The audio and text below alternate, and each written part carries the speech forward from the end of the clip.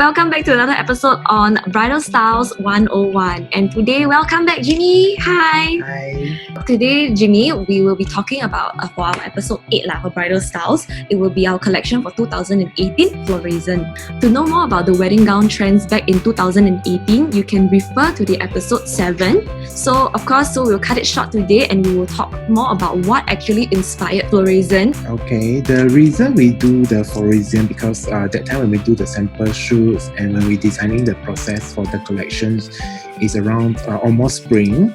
So it's something that we want to do is like flower is blooming here and there. So for the name Floraison is actually in French, means floral. So that's why the collection is full with like floral lace, then a bit like bohemian style, very chic, and then more towards the spring and where flowers is starting to bloom. So if you guys can go through our collections, there will be a lot of laces that with floral prints. Right. For Floraison, I understand that it is inspired by spring and very bohemian, but any specific designer or specific gown you actually took a lot of idea from? Usually the collection is inspired by all the 3D flowers on the laces. As you can see some pictures that Sam actually read from internet to show you like what is the trend back then. Then something soft and flowy. Right. Comparing to a few of our past collections in our past episodes, right? For Floraison, it's definitely more soft. Not so like ball gown, not so structured. Something soft and actually more towards the bohemian style, like really effortless. Because sometimes the dress already have a lot of floral prints. You don't want it to be like if you do a ball gown with a lot of flowers, or it's like flooded with flowers, then it won't look that nice. And I think it looks too controlled. I think if this gown is more like natural, I think. I also noticed, right, for this gown collection, the neckline is pretty high. As in, the sexiest probably is like those heart-shaped tube. But there is no really like plunging necklines. Is there any reason why? Because floral give people the look that is more pure, more clean and sweet look. So nothing too sexy. So it's a different vibe. Right. So I think our next collection will be something that is more sexy. More sexy. That's why in Labelle we every quarter we have different collections with different themes to suit. We try to suit everyone's preferences. Because everybody has their own preferences. That's true. Like Sam would like something very plunging neckline. No, show her cleavage. I don't have cleavage. Okay, but also, I think I realized that to make it up to the gown for not having a plunging neckline, you guys would do more of a plunging back. Yes. Yeah. Because sometimes if the front you already cover up, so definitely you need to like show a bit of the back. Just a bit to give like contrast. Yes. But what per se, for example, if the gown were to have like covered neckline and the back everything is all covered, will it look very old fashioned or is it because it's just not fashionable at the point of 2018? Actually, it depends on how's the design and how much you are covering. Because wedding trend usually it doesn't matter like when it's from. Like most important when you choose the gown, you have to suit your body shape, of course your vibes. To suit the dress, so whether or not it's like fully covered or like showing some skin, it doesn't matter as long as the design suits you. And the body, everything. And then of course from there, Jimmy can be the one to help you, assist you with finding your potential wedding gown. So if you guys are interested, you can also download the wedding guide for the ultimate guide to the perfect wedding dress. So and also one thing I also noticed is the waist belt, or like they call it the waist bow. For this collection, I saw some of the dresses actually they do have this very cute little like ribbon bow around the waist. Any particular reason why? Normally it's like sometimes we can accessorize the dress just a little small touch. So because floral usually resemble more towards romantic, sweet. So very girly. Yes. So a ribbon of ball will look nicer. Okay. It suits the collections. Wow. Then for the previously, because you were sharing with me also different trends, they have like either one gown is solid color, then there are other collections in different years that maybe this gown is blue, but at the bottom is a bit like a peachy tone and that kind of thing. So at the point 2018, is there any particular color that you like, like for you guys, you have to follow or stick to because of that trend back then? Actually, for the evening collection of Floraison, right, we actually use like more towards the pastel color. Yeah. Colors that you can find it on flowers. Then the lace, you can notice that a few of the design, the lace will be like different color on the solid tone. Yeah. So you have the different depths of flowers effect on the dresses. To give it like texture also. Yes, even the layering, we also use like different colors of matching.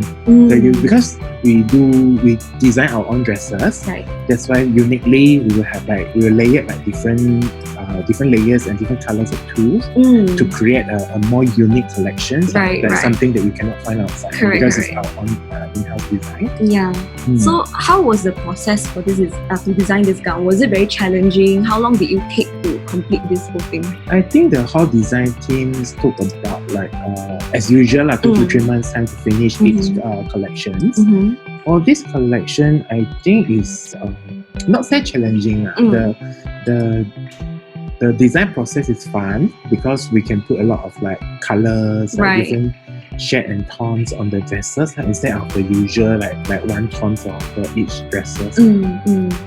So that's like quite fun. Yeah, I really like this one. Actually, in fact, right, the back reminds me of the new wedding gown collection, the Modernist one, the light blue cheongsam one. Yeah, and I think it's very unique, especially this. You call it a mesh, is it? Yes. The tool is actually mixtures of different shapes. Yeah. On the first, the outer layer, like instead of like layering it inside. Yeah. So we actually cut into like different like triangles to sew the. So this is all sewn together. Yes. Oh, I wanted to ask you, where do you guys source this fabric out? Because this is, I think I don't find it online. Like, actually, material wise is basic. Like it's how you create the design and the look. Wow. Okay. You know the saying that give an artist a canvas and he will give you a masterpiece. You give your Mona Lisa. Yeah, so this is your Mona Lisa lah. Okay, so thanks Jimmy for sharing with me about the process and what are the inspirations. So maybe we can proceed now to our famous wedding couples. So for today's topic, right, because it's 2018, we have this celebrity or this model. Her name is Kali Kloss. And yeah, so she's married with Joshua Kushner. So Kali Kloss, you know lah, Taylor Swift's sister, you know. Oh, my sister's best friend. Yeah, her sister's best friend. But yeah, I think some controversial lah, not very best friend no more lah. But anyway, when you see the gown, what do you think of the gown? Like, do you think it actually reflects back then, for her, for the 2018 lah? Actually, if you notice, the dress is also like very simple, chic, and then like with a shared layer of like lace trim. Right. Yeah. So it's actually quite nice. I think a lot of like celebrities, they like long sleeve dresses. Yeah. So back then, 2018, the trend of having like long sleeves or this is already in trend already. Yeah. Actually, long sleeve, I think it never been out of trend. So it really depends on your, as we mentioned, like your body shape, your vibes. Then of course, more usually they wear long sleeve is nicer. Yeah. Because of they have a longer torso. So in your advice is, if I am someone quite short, like I'm 158 cm, long sleeve gowns doesn't suit me lah. It depends lah. If it's a custom made dress, of course it definitely will suit you nicely. But if you're sourcing for off the rack selection, usually long sleeve is not that suitable for our Asian build because our torso is shorter. I see. And then usually for Asian, like we always have this problem of like arms. The arms are very round, that's why it doesn't suit. Okay. Because long sleeve, in order to carry a long sleeve dress, right, your build have to be like really perfect. Cannot be too skinny and then cannot be too chubby, too extra.